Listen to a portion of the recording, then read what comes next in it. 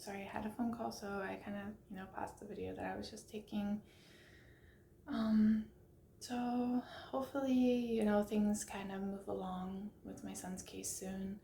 I am hearing from my lawyer that hopefully, once the first day of court appearance for the divorce happens, the temporary custody that was requested for full custody will be awarded by then. I kind of hope that that's the case.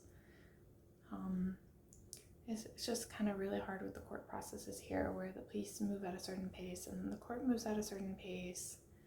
I just feel like, the law here could make, with knowing with how much, parental child abduction happens here, and knowing how much it happens even with parents in other countries who have raised their kids the whole time, and you'll see, a Korean parent take them out of that place, or out of that initial residence into Korea and not return them, despite having, the Hague Convention.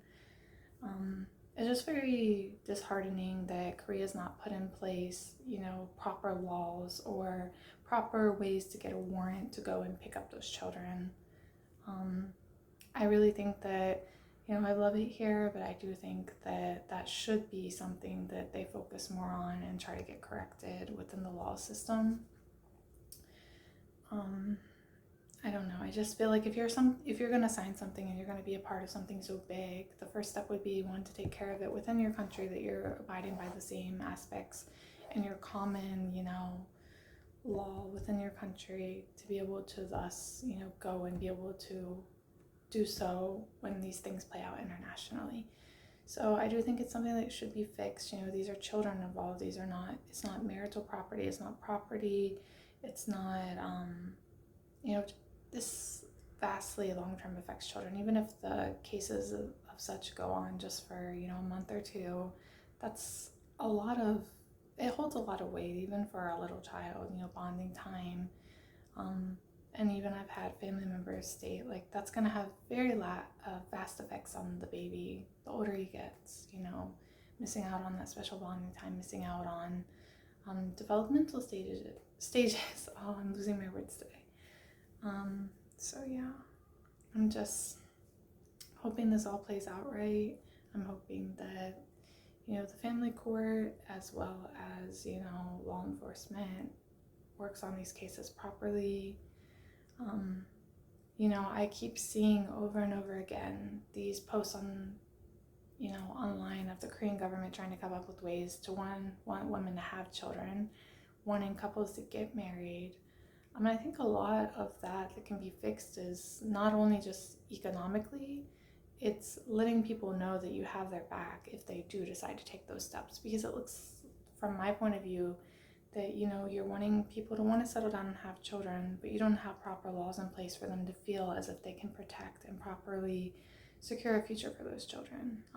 One that they can be involved in without worrying that such cases will happen, or even in the case of marriage, I'm seeing it where, from a woman's perspective at least, and I know this happens to men too, if they stay home, you'll see that person take the break for, taking care of the kids, raising the kids, and then when the divorce comes, all of a sudden, property isn't split down the middle. And I'm not saying it has to be split down the middle like in a lot of Western countries, but I do think there needs to be proper laws in place where one partner can't just leave with all the assets, leave with everything that was earned during the time, leave with all the money, like, especially if a child is involved and was, involved within that marriage. I do think that there needs to be certain protections put in place. Otherwise, how are you expecting women or men to want to get married or want to help the population, the birth rate issue, when you're not even setting those protections in place? It almost seems like a bigger risk than anything, to get married and have children here. So I just think it's something that could be fixed. And before, trying to offer incentives for having children, offer government support, housing, maybe they need to look at the systematic structure, and the risks that come with getting married or having children. Having children and not even knowing whether or not, if the relationship wasn't to work out, would you be able to protect them? Would you even be able to see them, things like that.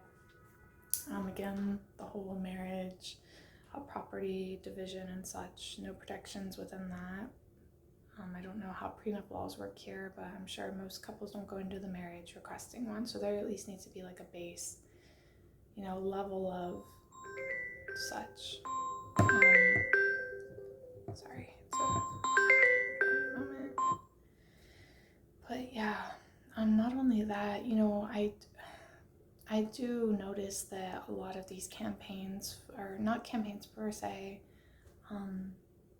a lot of the people raising the birth rate right now do happen to be foreign spouses, because a lot of Western countries, I feel like in the last few years, although we do see a decline in marriage and people wanting to have children, there is a lot of, especially online influence on,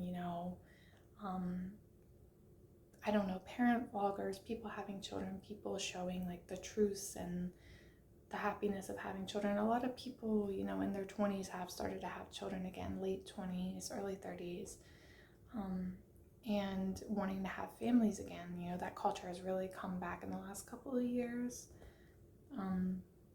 after hookup culture kind of happened. So you do see a lot of these foreign spouses, from the US, Europe, coming over here with their Korean spouse and, starting a family.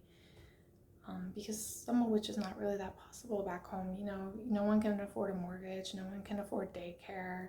And then if they happen to have married a Korean spouse, I think seeing all these programs and opportunities to have a child here and actually have them safe and fed and, an education easily, these spouses are like, oh, well, if I'm ever going to have a child, this would be the time, That wasn't the case for me. It kind of just happened, which I'm happy about. But so you do see a lot of these foreign spouses having children and helping the birth rate, but yet when you actually see how we're treated in such, divorces or custody battles, or when we're in cases of domestic violence or such, you don't see us treated as humans, but yet you'll see the same organizations, getting happy and excited when you're helping the birth rate or you're having children or things like that.